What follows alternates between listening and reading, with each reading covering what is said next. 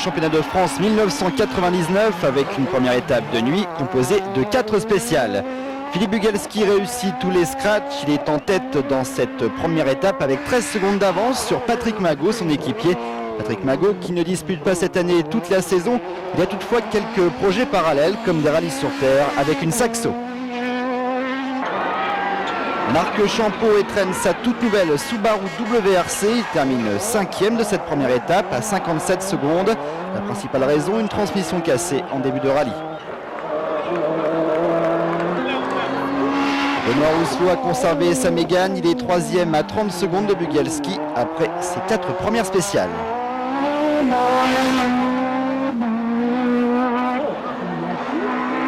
Autre favori en ce début de saison, le Suisse Cyril Henny, le champion de Suisse sur sa 306 est heureux. Il est 6e dans cette première étape. L'an dernier, il avait abandonné dans la deuxième spéciale. Fini le groupe N pour Eddy Mercier. Cette année, il roule sur une Maxi Mégane et les premiers contacts sont relativement satisfaisants. Lors de la deuxième journée, Philippe Bugalski continue à attaquer, tente de réussir le grand chelem, à savoir faire tous les scratchs. Mais Patrick Magot veut sauver l'honneur. Il réussit dans le S14, beau jeu, longue de 24 km.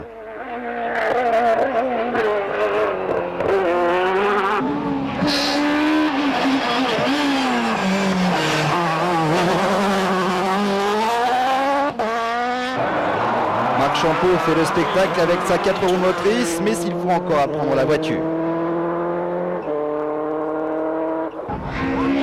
Cela va de mieux en mieux pour Henny le Suisse. Il termine sur la 3e marche du podium à 4 minutes 14 du vainqueur. Philippe Jalouzo, 4e à la fin de la première étape, ne peut plus espérer cette place. Une sortie de route qui lui fait perdre trop de temps.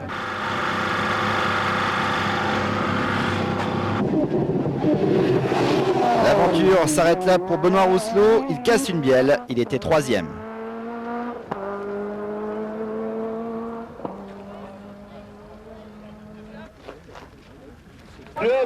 Victoire de Philippe Bugalski qui termine à 1 minute 07 de Magot. Pour Philippe Bugalski et Jean-Paul Caroni, sous l'œil de toute l'équipe de Citroën Sport, sous l'œil de Claude Satinet qui a fait le déplacement. Voilà pour ce résumé du Lyon-Charbonnières avec la victoire de Philippe Bugalski. Nous sommes toujours à Turckheim, dans ce magnifique village typiquement alsacien. Alors bien sûr ici en Alsace, Philippe Bugalski est largement favori. Mais attention à Benoît Rousselot et Marc Champeau qui ne sont pas venus ici pour faire de la figuration. On regarde tout de suite ce résumé de la première étape. Le parc des expositions de Colmar pour ce 15e rallye d'Alsace. Au programme 2 étapes, 15 spéciales, 648 km dont 212 chronométrés. Pour cette 3e épreuve du championnat de France, on retrouve les principaux acteurs du Lyon-Charbonnières. Toutefois, une seule Xara est inscrite. Patrick Magot a lui une autre mission, celle d'ouvrir. Parmi les 93 engagés, Christophe Voirin, 26 ans, originaire des Vosges. Ce jeune espoir vit une belle aventure puisqu'il a été repéré par un ancien pilote du cru, Christian Hoth. L'histoire elle a débuté en 97 quand j'ai débuté en rallyes régionaux, tout ça, des petites courses dans ma région, la Ligue Lorraine-Alsace. J'ai participé à une dizaine de rallyes et j'ai été repéré par le team de HP Compétition qui cherchait un pilote, une structure toute récente et qui cherchait un pilote donc pour participer à des épreuves du championnat de France pour le trophée Ferrodor. Et donc au bout de quelques semaines, ils m'ont appelé après cette épreuve-là. J'ai été sélectionné parmi 5 pilotes de ma région. Et de là, le petit chemin a commencé, le petit rêve a commencé en participant au Lyon-Charbonnières avec une Opel Astra, Groupe A. Cette année, Christophe repart avec une toute nouvelle Opel Astra, finie 2 heures avant les vérifications. La voiture manque d'essai, mais cette aventure est un formidable tremplin pour lui. Moi, mon rêve serait de faire surtout un trophée, participer au challenge Saxo Kid Car pour aller me battre avec les meilleurs. Qu'est-ce qui vous a séduit chez Christophe ? La sélection n'a pas été facile du tout. C'est vrai parce qu'on avait quand même des pilotes assez sympas qui marchaient bien et tout, qui étaient très bien dans leur tête. La priorité, le choix s'était fait sur une personne assez jeune parce que dans l'équipe c'était le pilote le plus jeune. On a essayé de faire du long terme, c'est-à-dire qu'on a pris la personne la plus jeune pour l'amener à un niveau un peu plus élevé et puis essayer de le faire remarquer par une usine ou par quelqu'un qui pourra l'emmener encore plus haut.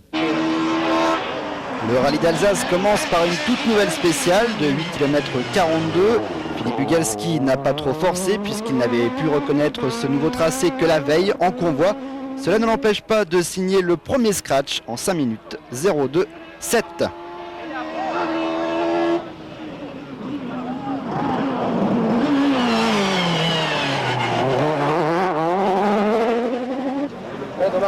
Marc Champeau ne concède que 2 secondes 1 à Philippe Bugalski. Il est deuxième de cette première spéciale.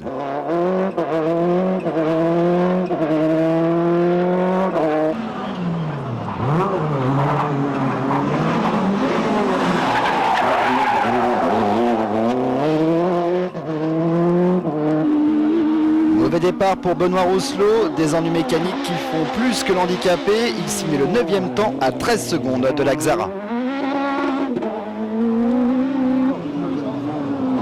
Le Suisse Cyril Hénier est gêné par quelques douleurs suite à une sortie de route alors qu'il faisait des essais. Il signe le 3e temps à 2 secondes 7 de Bugalski. Jérôme Galpin se loupe dans une épingle. Le pilote de la Mégane est inquiet car la température d'eau est élevée depuis le début. Il signe le 7e temps. Eddy Mercier, lui, a effectué un tout droit dans un carrefour. Il n'arrive pas à passer la marche arrière et perd du temps. Il termine 17e à 34 secondes du premier. Il fait très chaud pour ce rallye. La deuxième spéciale Blenchwiller, longue de 10 km 900 est pratiquement nouvelle pour les pilotes, puisque l'an dernier, le tracé se faisait à l'envers en partie. Une spéciale qui comporte des parties asphalte et des parties terre. On a donc pu assister à quelques beaux travers, comme avec Marc Champeau ou encore Benoît Rousselot.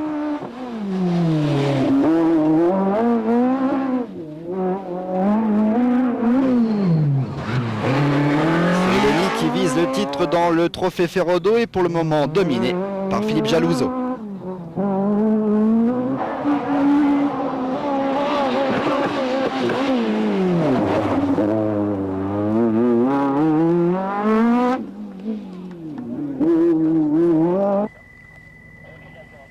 Nouveau scratch pour Philippe Bugalski dans cette deuxième spéciale malgré un câble d'accélérateur bloqué.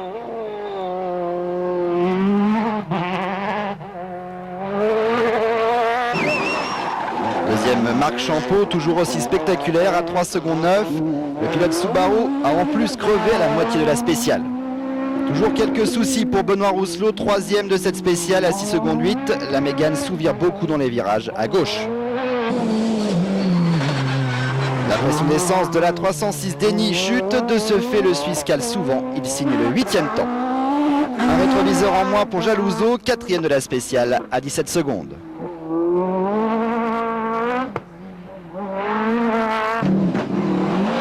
Temps pour Pascal Thomas sur sa Subaru. L'aventure s'arrête dans la spéciale suivante. Il abandonne après une touchette.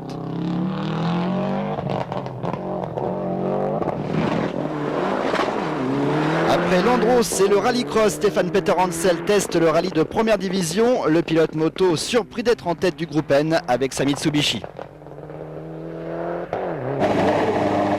La troisième spéciale se dispute en ville à Célestat, un parcours que les pilotes doivent faire 3 fois.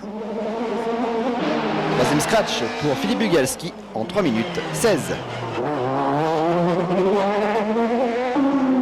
Marc Champeau signe le 4e temps à 2 secondes 3. Le pilote se sent de mieux en mieux derrière le volant de sa Subaru. Encore quelques problèmes de sous-virage pour Rousselot, 6e à 4 secondes 3. Deuxième temps à 1 seconde pour Hénier, obligé de rouler avec le plein d'essence à cause de ses problèmes de jauge. 10e temps pour Jalouzo qui laisse la 3e place du général aux Suisses. Séquence passion, émotion et frisson. Nous continuons donc la deuxième moitié de cette première étape. À bord de la voiture 0, Patrick vous expliquera tout à l'heure à quoi ça sert une voiture ouvreuse. Nous sommes dans la 4e spéciale. C'est parti.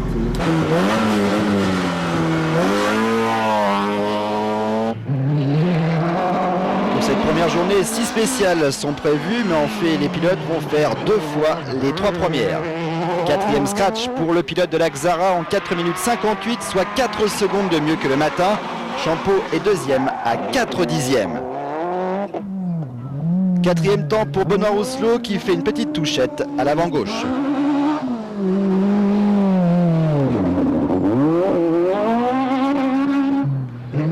Troisième temps pour Cyril Henny qui marche de mieux en mieux. Notre régional Christophe Voirin doit abandonner. Son Opel était vraiment trop neuf. Cinquième spécial, même si les routes sont plus sales dans ce deuxième passage, Bugalski décide de hausser le rythme. Encore un nouveau scratch et 8 secondes de mieux par rapport au matin.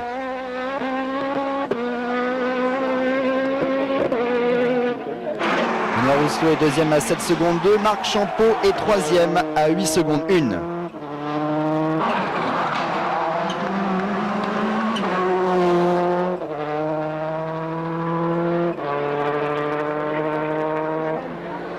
Stéphane Peter Hansel est toujours en tête du groupe N, il est 11e au classement général provisoire.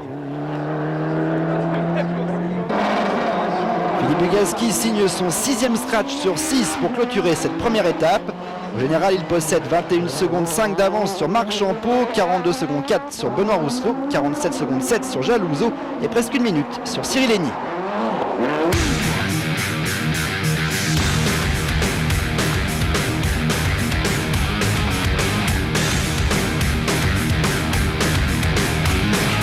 Assez vite, un peu vrac de temps en temps, mais dans l'ensemble pas mal.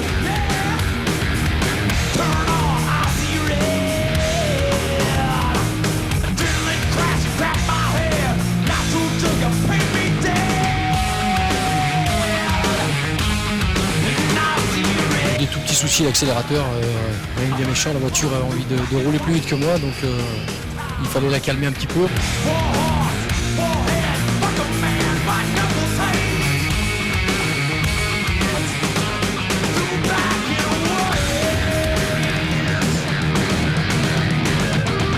On va se battre pour aller chercher, on est motivé pour y aller et il va falloir qu'ils surveillent de très très près ces rétroviseurs.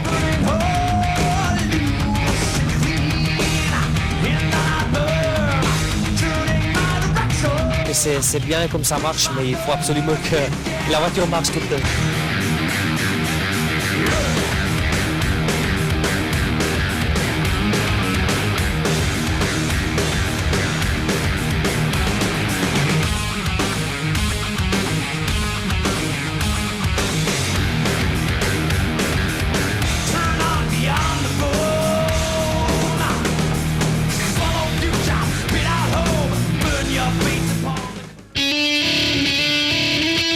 Voilà pour cette première étape que j'ai eu la chance de suivre dans la voiture 0 avec Patrick Magot qui est à mes côtés. Alors Patrick, on est dans la voiture 0, il y a également une double 0, une triple 0. À quoi ça sert tout ça? Tout d'abord, une voiture 0, ça sert à faire plaisir aux journalistes. La preuve, c'est que tu es dedans avec moi. Non, plus sérieusement, une voiture, une triple 0 et une double 0, ça sert à la sécurité en fait. Et ça sert à prévenir les gens que la course va commencer en fait. Et en plus ça sert de test pour les commissaires et de voir si les gens ne sont pas trop mal placés sur le bord de la route. C'est des voitures de sécurité dans des conditions un peu optimisées pour faire voir aux gens. En fait c'est un peu une montée en puissance des voitures. La voiture 0, c'est une voiture qui est en condition course comme on est aujourd'hui. C'est-à-dire qu'on est casqué et attaché et on roule relativement vite tout en gardant une marge de sécurité pour annoncer la venue de la première voiture. Voilà. Ça arrive souvent justement qu'il y a des gens qui traversent, etc. C'est principalement le but de ces trois voitures. Exactement, quand il n'y a pas de voiture 0, déjà, moi je sais que quand je pars vers le numéro 1 et qu'il n'y a pas de voiture 0, le trois quarts du temps on ne veut pas prendre le départ parce que justement les gens traversent encore. Tu as pu voir dans certaines spéciales les gens qui bougeaient encore, qui allaient se mettre en place. Donc c'est pour ça qu'il faut être un tout petit peu vigilant avec la voiture 0. C'est vrai que la voiture 0 en tout cas on n'hésite pas, enfin on a eu la preuve en tout cas aujourd'hui, à appuyer, à essayer de faire des temps plus que corrects. Ouais, on a fait des temps sympas, on a fait des 20e temps, donc c'est sympa. On s'est bien éclaté et puis c'était pour te faire voir le potentiel d'une Saxo Challenge. Alors là aujourd'hui c'était une Saxo, mais il y a quelques semaines, Patrick, vous avez essayé une autre voiture, la Xara WRC. Quelles étaient donc ces premières sensations? Ouais, j'ai eu la chance de faire les premiers tours de roue sur le terrain avec la WRC. Je dois dire que c'est une voiture tout à fait différente de la Kit-Car, puisque déjà le moteur est un moteur turbo compressé avec une bride. Donc c'est autre chose, il faut rester plutôt sur le couple que dans la puissance comme on peut le faire avec la Xara Kitcar, tirer haut dans les tours, alors que sur la WRC, il faut toujours passer des vitesses. Mais c'est une voiture très sympa et c'est surtout ce qui est impressionnant, c'est la motricité. On n'a jamais de perte de motricité et ça c'est sympa. Patrick, merci, puis merci pour le petit tour aujourd'hui. Puis donc justement, on va voir un petit reportage sur cette Xara WRC et puis après on passe à la deuxième étape de ce 15e rallye d'Alsace. La rumeur courait depuis quelques mois, c'était donc vrai. La Xara WRC est bien plus qu'un projet. Elle vient de faire ses premiers pas il y a quelques semaines. Philippe Bugalski et Patrick Magot ont pu donner leur avis. Visiblement, cette Xara est déjà très au point.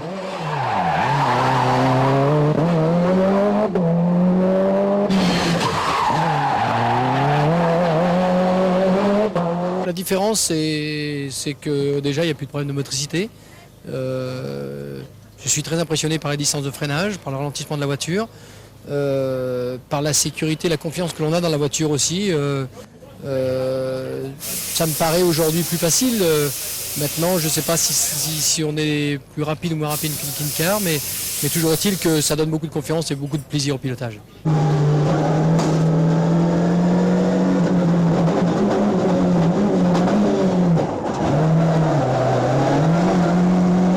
Elle est en tout cas fiable.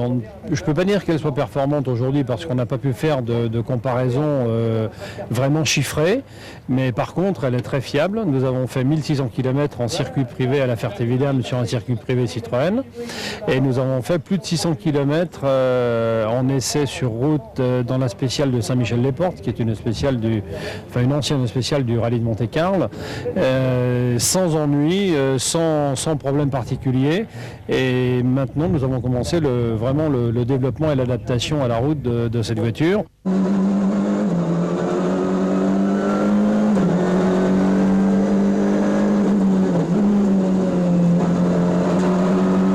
On a, à mon avis, tout intérêt, Citroën et Peugeot, à avoir chacun une voiture en WRC qui nous permettrait d'aller battre les autres justement ensemble, et ça nous donnerait au contraire, je crois, beaucoup plus de chances de vaincre par rapport aux autres, et c'est pour ça que j'ai très bon espoir dans la décision de voir les deux marques s'affronter sur le terrain de la compétition.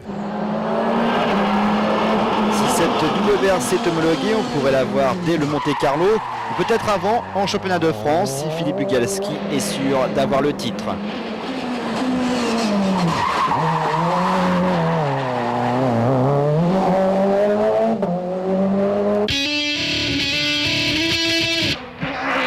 Retour en Alsace pour la deuxième et dernière étape. Sans surprise, le pilote de la Xara est encore une fois le plus rapide.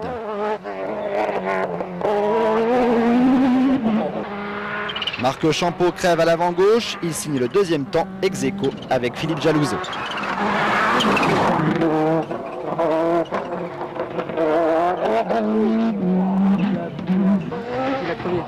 Benoît Rousselot aussi a crevé à l'avant gauche au niveau de l'épingle de Corsieux, il doit s'arrêter, il rétrograde au classement provisoire à la 12e place.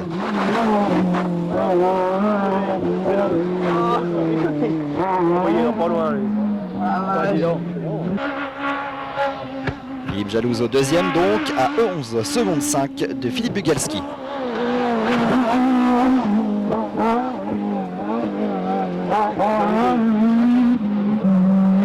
Eric Rousset, le champion de France amateur 98, a des problèmes de frein, il effectue un tout droit. Beaucoup de pilotes ont crevé dans cette spéciale, Jérôme Galpin en fait partie, mais il va ensuite sortir de la route et partir en tonneau dans l'épingle de Corsieux. Il abandonne. Dans l'histoire, quelques spectateurs ont été très légèrement blessés. Cela ne devient plus drôle, encore un scratch pour Bugalski qui en plus faillit partir en tête à queue en début de spécial à cause de ses pneus froids. Marc Champeau tente de ne pas trop se faire distancer, il signe le deuxième temps et compte 43 secondes de retard au général. Benoît Rousselot veut toujours y croire, il remonte au fur et à mesure. Sébastien Loeb, membre de l'équipe de France Espoir, réussit quelques bons temps, il est 6e du général, c'est mieux que ce qu'il souhaitait.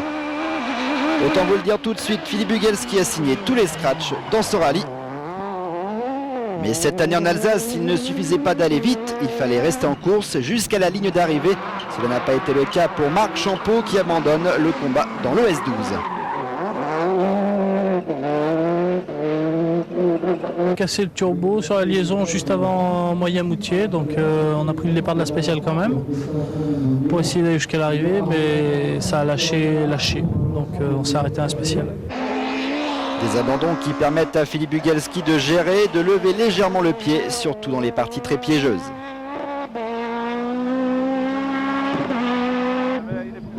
Grâce à ces temps, Benoît Rousselot revient à la 3e place du général. Il devance Stéphane Peter-Hansel qui ne pensait pas se retrouver à cette place.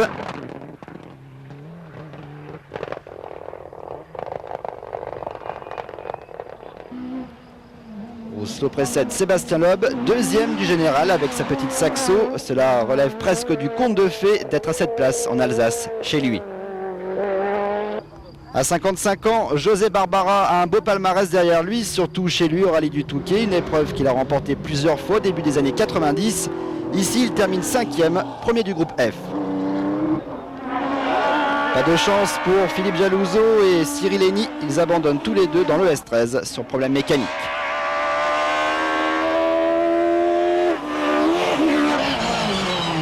Même s'il reste prudent, Philippe Bugalski continue à faire le spectacle.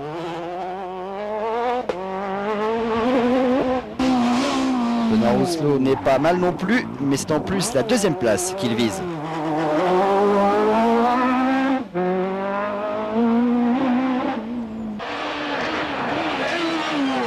Petite épingle pour Philippe Bugalski, sans problème.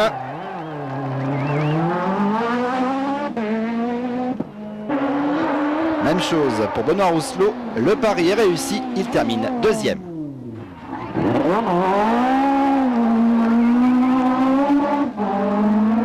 Je crois qu'on a vécu un week-end très très difficile. Si on résume un petit peu notre week-end, on commence par la première étape, la toute première spéciale avec un embrayage qui patine. Donc on fait des temps relativement moyens, on remonte en fin d'étape à la 3e place. Premier chrono de ce matin, on crève, donc on rechute dans les profondeurs du classement. Et les aléas de la course font qu'on a réussi à finir 2e, donc c'est vrai que c'était un petit peu inespéré, mais en tout cas très content d'être 2e. Sébastien Loeb finit sur le podium, 3e et s'empare de la 2e place au championnat. On espérait rentrer dans les 10. Bon, maintenant, c'est sûr que ça a été très piégeux ce matin. Il y a beaucoup de monde qui est allé à la faute, et puis pas des moindres. Hein, je veux dire, il y a beaucoup de méganes qui sont sortis, qui ont crevé, etc. Donc nous, on n'a pas commis d'erreur, donc on a grappillé des places au fur et à mesure du rallye, et puis arrivé 3e là, sur le podium de l'Alsace-Vosges en championnat de France avec une 1600, ça me fait extrêmement plaisir. Le classement final de ce 15e rallye d'Alsace, victoire de Philippe Bugalski, 2e Rousselot à 7 minutes, 3e Loeb à 7 minutes 53, 4e Peter-Hansel à 11 minutes 44, 5e Barbara à 17 minutes. Au championnat, Philippe Bugalski s'envole, Sébastien Loeb est 2e, Rousselot 3e. Jacques Guillaume qui retient Guy Facla pour lui dire reste avec moi, il n'y a pas de raison. Voilà pour cette arrivée ici en Alsace. Nous sommes dans le parc fermé de Colmar pour la fin de cette épreuve avec la victoire de Philippe. Philippe, on vous retrouve encore, j'y peux rien. 7e victoire d'affilée, mais vous voulez vous arrêter où? Je sais pas, notre objectif est de gagner le championnat de France cette année. C'est vrai qu'on a gagné 4 fois, le Lyon-Charbonnières, le Tour de Corse, le Catalogne, donc 2 épreuves mondiales. Là, un retour en Alsace où tout le monde nous attendait, peut-être avec un manque de motivation, peut-être avec une pression supplémentaire. Donc on a essayé de très bien faire les choses, on a très bien conduit avec Jean-Paul, et on est resté concentré tout le long de cette course. C'est vrai qu'il y a eu beaucoup d'abandons aujourd'hui, c'était peut-être là le piège finalement, comme l'an dernier en fait, c'était d'aller jusqu'au bout et puis devant. Oui, tout à fait, c'était un rallye très très difficile, on l'a vu durant ces 2 jours, beaucoup de problèmes mécaniques, de crevaisons, de sorties de route, surtout aujourd'hui.